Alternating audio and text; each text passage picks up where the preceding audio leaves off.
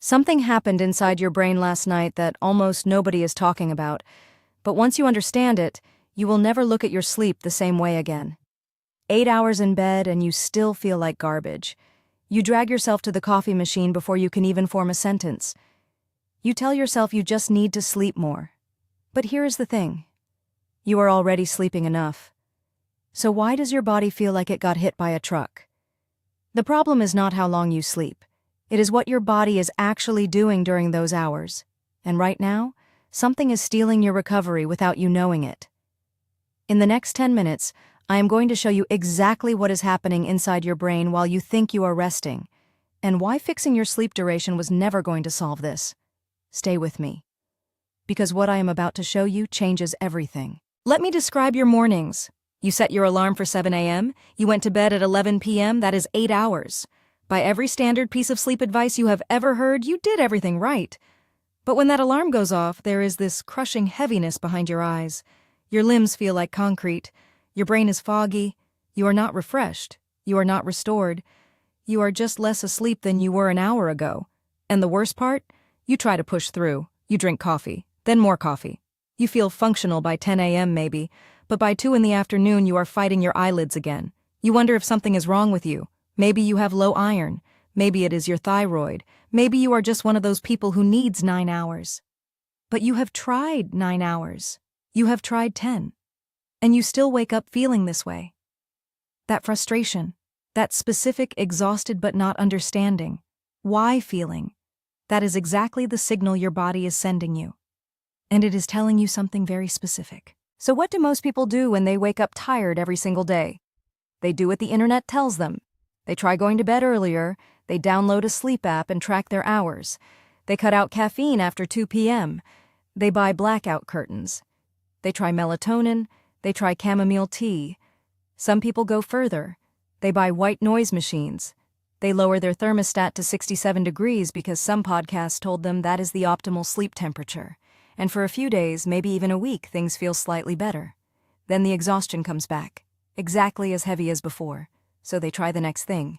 Blue light glasses, magnesium, no screens after 9 p.m. Sleep hygiene checklists. Every single one of these interventions is targeting the same variable, the length of your sleep or the conditions around your sleep. But none of them are looking at the actual architecture of what is happening inside your sleep. And that is the mistake. That is the thing almost nobody in the mainstream conversation is addressing. Here is what is actually happening.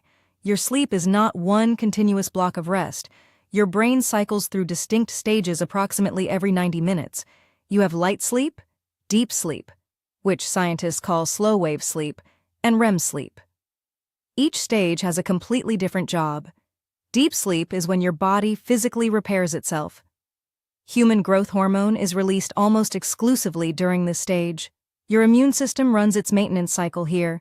Your brain clears out metabolic waste through something called the glymphatic system, a literal cellular cleaning process that requires deep sleep to function. REM sleep is where your emotional regulation happens, memory consolidation, cognitive processing. If you are not spending enough time in these stages, it does not matter if you sleep 8 hours or 12, you are not recovering. You are just lying unconscious. Research from the University of California published in 2019 found that adults who spent less than 20% of their sleep in slow-wave deep sleep reported significantly higher levels of daytime fatigue, even when total sleep duration was completely normal. So you could sleep a perfect 8 hours and still be chronically under-recovered if your sleep architecture is broken. And for most people, it is broken, because several very common daily behaviors actively suppress your deep sleep without you ever knowing it. In January 2022, a 34-year-old software engineer named Marcus, based out of Austin, Texas, posted a thread on a biohacking forum that got over 40,000 shares in 72 hours. Marcus had been sleeping 8 to 9 hours a night for 3 years and waking up destroyed every single morning. He had seen 2 doctors, had blood work done twice, and was told everything looked normal. Out of frustration, he bought a sleep-tracking wearable and wore it for 30 consecutive nights. What he found was not that he was sleeping too little. It was that his deep sleep was averaging just 38 minutes per night. For reference, healthy adults should be spending 90 to 120 minutes in deep slow-wave sleep. Marcus was getting less than half that. His REM sleep was also fragmented, broken into small unusable windows instead of the long consolidated blocks your brain needs. When he dug into his habits, he found 3 specific things that were destroying his sleep architecture: alcohol 3 to 4 nights a week, even in small amounts, eating within 90 minutes of bed, and inconsistent sleep and wake times that were shifting his circadian rhythm by up to 2 hours on weekends. He changed those 3 things over a 6-week period.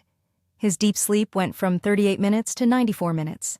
His morning energy scores went from a 3 out of 10 to a 7.5.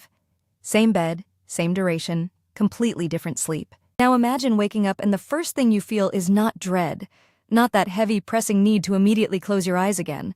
Imagine your alarm goes off and within 5 minutes you are actually functional. Your thoughts are clear. Your body feels like it belongs to you. You do not need 3 cups of coffee to feel like a human being by 10 a.m. You have energy that lasts past 2 p.m. without crashing. You are more patient, more focused.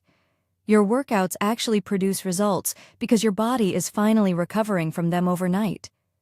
Your mood is more stable because your brain had time to process and regulate your emotional responses during full REM cycles. This is not a fantasy version of sleep. This is what sleep is actually supposed to feel like when your sleep architecture is intact. The difference between where you are now and where you could be is not more hours in bed. It is the quality of the hours you already have. And the people who have cracked this, the ones who wake up energized without an alarm, without supplements, without blackout curtains, they are not genetically gifted. They simply stopped optimizing for duration and started protecting their sleep stages. So what specifically destroyed Marcus's deep sleep, and what is probably destroying yours right now? Number 1, alcohol. Even 1 drink within 4 hours of sleep suppresses slow-wave deep sleep in the first half of the night. Your brain essentially skips or fragments the most restorative stage. You fall asleep faster, which feels like a benefit, but the quality collapses. Number 2, late eating. When your digestive system is active, your core body temperature stays elevated. Deep sleep requires your core temperature to drop. Eating within 90 minutes of bed keeps your thermoregulation off schedule and delays or shortens slow-wave sleep. Number 3, social jet lag. This is what happens when you sleep at midnight and wake at 8 a.m. on weekends, but try to shift back to 11 p.m. and 7 a.m. on Monday. Research from Harvard's Division of Sleep Medicine found that even 90 minutes of weekend sleep schedule shift significantly disrupts circadian rhythm and reduces deep sleep duration for the following 2 to 3 nights. This means your Friday and Saturday night choices are actively damaging your Monday, Tuesday, and Wednesday recovery. These 3 behaviors are silent, deep sleep killers, and they are so normalized that most people never connect them to their chronic morning exhaustion. Here is exactly what to do. First, eliminate alcohol within 4 hours of your target sleep time. You do not have to stop drinking entirely. Just stop timing it poorly.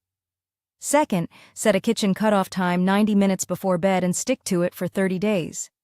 Third, pick a consistent wake time, and I mean consistent, including weekends, and do not deviate from it by more than 30 minutes in either direction.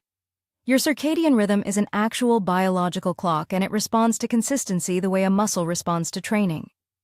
Fourth, and this is where it gets interesting, start measuring what is actually happening. This is where a sleep tracking wearable becomes genuinely useful. Not to track hours, but to see your sleep stage breakdown. You went to bed last night expecting recovery. Your body expected it too. But if your sleep architecture is fractured, those 8 hours are an illusion. The tiredness you feel every morning is not weakness. It is a signal. It is your brain telling you that the cleaning crew never showed up, that the repair work never started, that you slept but you did not recover. Now you know why, and now you know what to actually change.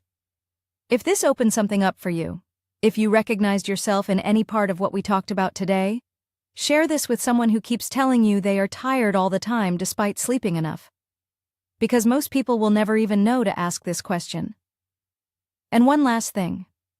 If you want to go deeper on exactly how to rebuild your sleep architecture from the ground up, including the specific circadian timing protocols that elite performers use, that video is right here. Watch it next. I will see you there. Disclaimer. This video is for educational and entertainment purposes only. Nothing constitutes professional advice of any kind.